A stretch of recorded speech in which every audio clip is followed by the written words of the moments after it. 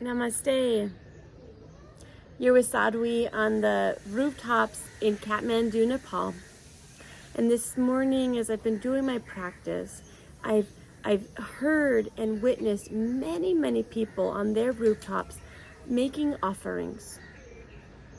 This practice of offering is a practice actually called puja, offering to the gods. And it's a devotional practice, saying everything I do for you. Everything I receive, I give to you.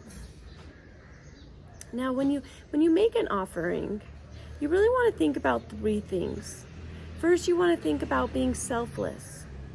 And so this is quite deep. It might be hard to explain, but I'll do my best.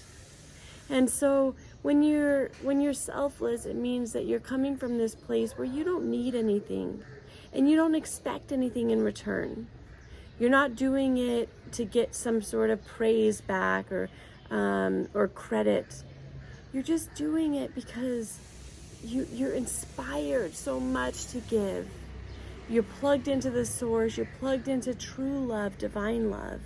And you're giving from that place without receiving anything or expecting to receive anything in return. You also want your offering to be sincere. And so if you are offering something but you don't want to give it, then it doesn't have as much power or energy. You really want to be sincere in what you offer. And sometimes this is hard because our mind complicates things and says, oh, we need to offer more, or that present wasn't big enough, or I should have donated more money.